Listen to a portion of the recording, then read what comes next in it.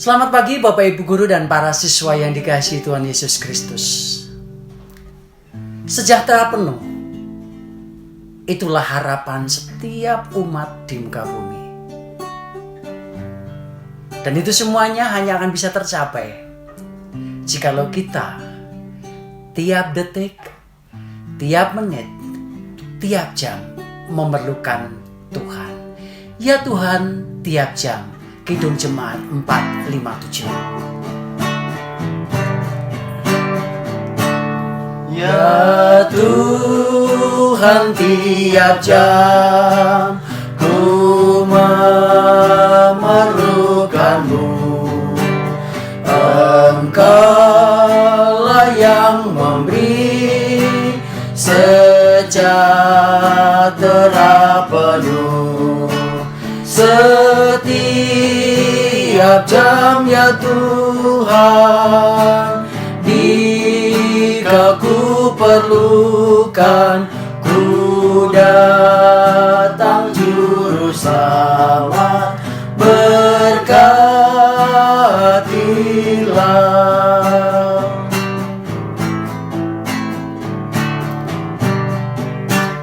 Ya Tuhan, tiap jam dampingi hamba-Mu.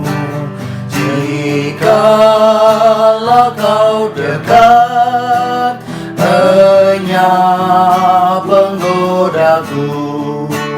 Setiap jam, ya Tuhan. Jika ku perlukan, ku datang juru selamat, berkatilah.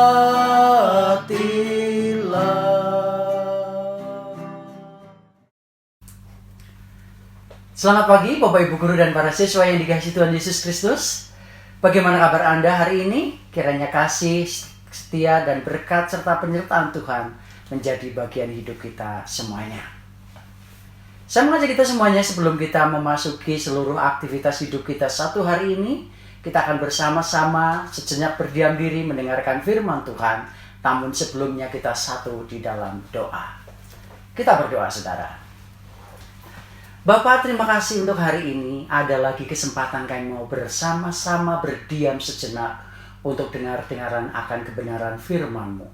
Tolonglah kami, mampukan kami bukan sekedar menjadi pendengar setia, tetapi biarlah kami mampu melakukan firman Allah itu dalam kehidupan praktis tiap-tiap hari. Dalam nama Tuhan Yesus Kristus kami berdoa dan bersyukur. Amin.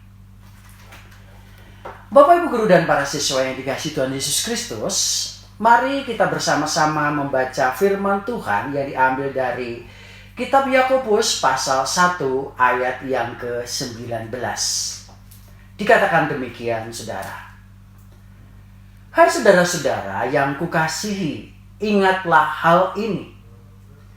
Setiap orang hendaklah cepat untuk mendengar, tetapi lambat untuk berkata-kata, dan juga lambat untuk marah.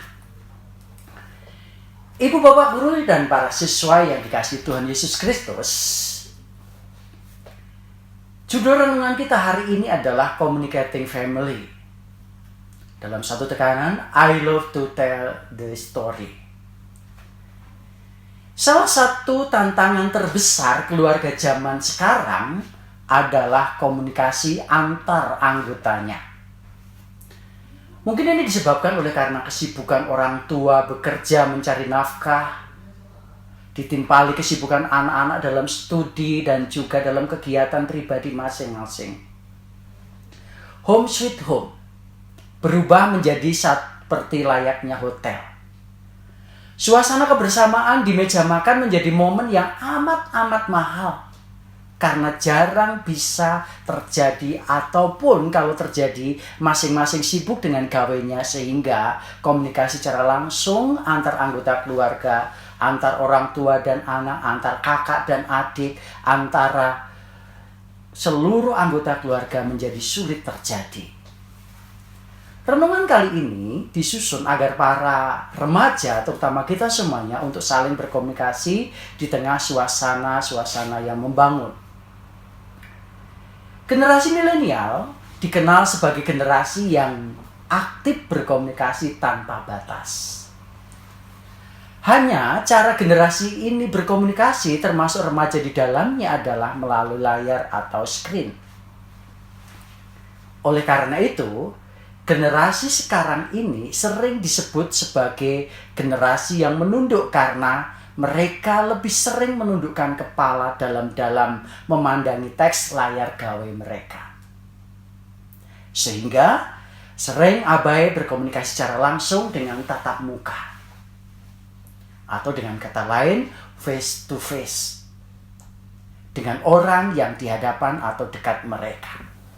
Termasuk saudara, kepada orang tua dan anggota keluarganya sendiri. Akibat selanjutnya adalah kekurangan empati para remaja zaman now ketika berkomunikasi dengan sesamanya. Mereka lebih suka menyampaikan apa yang ada di benak mereka tanpa memikirkan perasaan orang lain, tanpa merasa atau melihat kondisi orang lain. Kekurangan komunikasi face to face ini juga menyebabkan mereka kerap kesulitan dalam memahami dan menerima orang lain yang berbeda dari sudut pandang mereka. Sehingga muncul sikap yang dianggap tidak menghormati dan tidak menghargai orang yang berbeda dengan mereka. Di saat situasi pandemi COVID-19 ini, Yakobus mengajak remaja Kristen untuk menahan diri dan merendahkan hati untuk mau mendengar. Hai saudara-saudara yang kukasihi, ingatlah hal ini. Setiap orang hendaklah cepat mendengar, tetapi lambat untuk berkata-kata dan juga lambat untuk marah. Jika biasanya remaja cenderung mendebatkan kritikan dan kebenaran menurut persepsinya, maka nasihat Yakobus mengingatkan agar semua remaja banyak mendengarkan agar tercipta komunikasi yang sehat, yang membangun antara orang tua dan anak. Bukan berarti mendengarkan adalah bersikap apatis dengan tidak sama sekali menjawab ketika ditanya oleh orang tua. Yakobus hendak menasihatkan remaja untuk lebih dahulu mendengarkan dan lantas tidak menyanggah pembicaraan yang disampaikan orang tua. Bapak Ibu Guru dan para siswa yang dikasihi Tuhan Yesus Kristus, para remaja Kristen perlu belajar menjalin komunikasi dengan orang tua dan anggota keluarganya. Komunikasi yang sehat, remaja perlu membangun empati, menimbang rasa lawan bicara, dan melakukan klarifikasi supaya muncul pemahaman yang benar. Bagaimana dengan kita hari ini? Mari coba kita refleksikan sejenak firman Allah ini dalam satu sikap hening dan kita satu di dalam doa. Bapa, terima kasih untuk firman-Mu hari ini mengingatkan kami kembali untuk terus bersama-sama memberi diri, memberi hati terhadap sesama kami, terutama keluarga kami, Tuhan. Dan firman-Mu hari ini mengajar kami untuk menjadi pendengar yang baik dan lambat untuk berkata-kata dan lambat untuk marah. Mampukan kami, Bapak, untuk kami boleh melakukannya dalam kehidupan sehari-hari. Dalam nama Yesus kami berdoa. Amin. Anak-anakku sekalian, setelah kita bersama-sama merenungkan sebagian dari firman Tuhan tentang pentingnya komunikasi yang sehat dengan anggota keluarga dan dengan siapapun yang kita hadapi, ada 3 pilihan yang bisa kalian kerjakan selama kalian berada di rumah. Yang pertama, anak-anak bisa mengajak orang tua atau anggota keluarga untuk berdoa. Dapat dipimpin orang tua ataupun anak. Jadi di sini kalian menjadi inisiatornya ya. Pokok doa seperti kesehatan, relasi antar anggota keluarga, kesibukan, tugas masing-masing yang dijalani. Itu beberapa pokok doanya dan kalian bisa menambahkannya. Pilihan yang kedua, kalian bisa merespon atau memberi respon baik kepada orang tua dengan kata-kata meminta tolong. Dan pilihan yang ketiga yang bisa kalian kerjakan adalah anak-anak dapat bercerita mengenai pengalaman selama pembelajaran jarak jauh dengan orang tua. Gampang, saudara. Di sini kalian tinggal curhat sama orang tuamu.